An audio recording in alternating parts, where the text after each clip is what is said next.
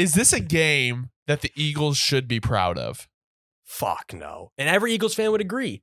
I don't think I've heard a game over the last 5 years, I'll say. I think it's some before that, where the Eagles played so poorly in a game, got booed almost the whole game, but still pulled it out. Like, it speaks to how the fan base feels about them right now. We know those Philly fans. And I was saying to my family, though, side note, in my opinion, you should call me crazy on this, but this is the type of thing a fan base has to do to actually get results from a team. And it might sound crazy, but like, if you have a lot of faith in a team and they're not showing up to what you know they can be, you got to let them know. Like, I watched a lot of teams, and they'll just, fan bases, they just let their team suck for decades. And it's like, well, no wonder shit's not changing. Like, you're the Eagles, you're not even play good for 1 week. They're going to let you know. And I know everyone has a lot of things to say about the Eagles fans. I've been included in that. I'm going to give them credit where it's due for as far as that, man, look, they're not going to sit here and tolerate mediocrity when they know what they could be getting out of their team. And I have to respect that. They just went to the Super Bowl. They know what their team can be. It's when you're seeing this product on the field, it back to the makes no sense thing. The Chiefs and the Eagles shaking hands after being in the Super Bowl together last year, they decided to make no sense now. I mean, I would take the Rams over the Eagles if they played week 1 in the playoffs right now. No. The way they're playing. As of right now, I agree with you completely, which is why it makes no sense, especially the way that the Rams are running the ball. Luckily, the Eagles can still lock up the division. They are playing the Cardinals and the Giants again for their last 2 games. So if they can use that kind of as momentum to propel themselves into getting hot, they might have a better chance at making another Super Bowl run. But right now, it is looking kind of rough. I think, no, that's the main thing, is that if you're the Eagles and you're getting the game plan together, you're saying to yourself, look, Sirianni and the boys are like, man, we need to kick both these teams' ass the next 2 weeks, because it's more of a mental thing. Like, you need to get your guys believe in that same belief they had earlier on in the year. Like, man, we're just going to run through anybody, because you can see the belief wavering in this team week to week truly at this point, where it's kind of like, I think it kind of almost started happening after that first loss and that players only meeting happened, where it seemed like it was only going to go up from there.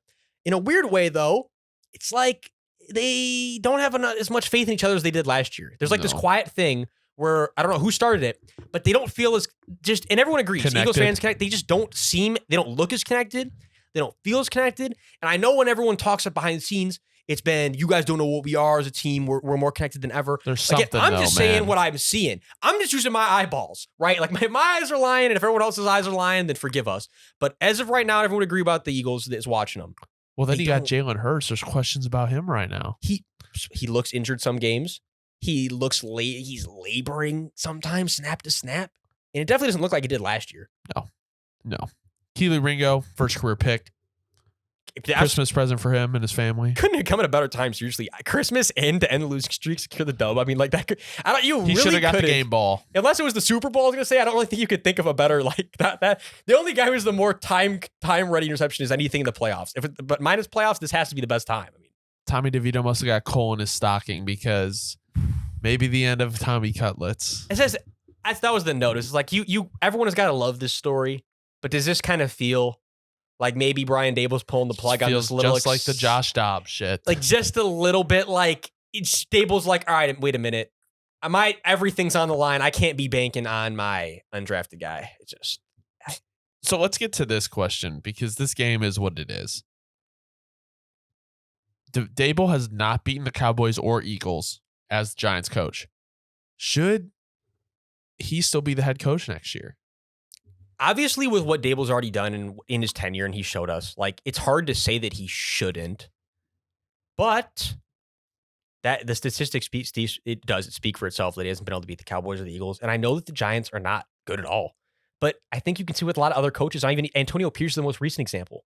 You got to be able to show you can win those games against better teams in your division. Like, those are the ones you really have got to show you can win.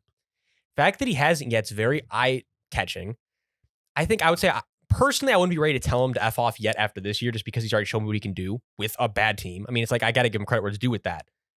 But I'm all about, you know me, I'm all about actually, like, continuity and continued success. It's like, if you can just do it 1 year, but then these next 2 are a mess. That's 1 and 3. What does it matter? What does it matter? You're 1 and 3. You're batting.